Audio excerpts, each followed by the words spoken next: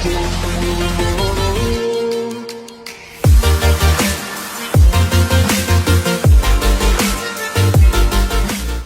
pemilih, pemilihan umum atau pemilu adalah pilar utama dalam sistem demokrasi. Di Indonesia, pemilu dilaksanakan setiap 5 tahun sekali.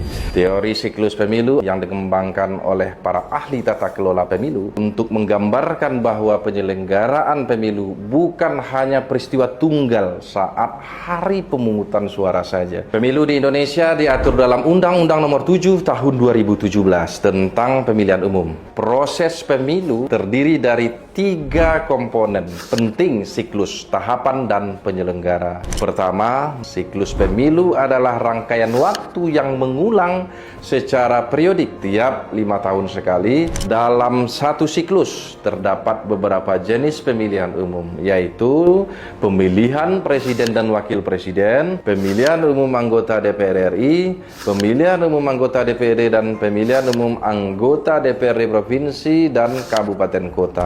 Setelah pemilu nasional biasanya disusul dengan pilkada, yaitu pemilihan kepala daerah, yaitu pemilihan kepala daerah, gubernur dan wakil gubernur, pemilihan bupati dan wakil bupati, dan pemilihan wali kota dan wakil wali kota. Dan ini dilakukan juga dalam waktu sekali dalam 5 tahun. Kedua, tahapan pemilu di Indonesia ditetapkan oleh Komisi Pemilihan Umum berdasarkan peraturan yang berlaku. Berikut beberapa tahapan pemilu secara umum. Yang pertama, perencanaan program dan anggaran termasuk penyusunan regulasi pelaksanaan. Yang kedua, penyusunan dan penetapan daerah pemilihan atau dapil. Yang ketiga, pemutakhiran data pemilih dan penyusunan daftar pemilih tetap atau DPT. Yang seterusnya, keempat, pendaftaran dan verifikasi peserta pemilu baik partai politik maupun calon perseorangan. Kelima, penetapan peserta pemilu. Yang keenam, itu pencalonan anggota legislatif dan pasangan calon presiden dan wakil presiden.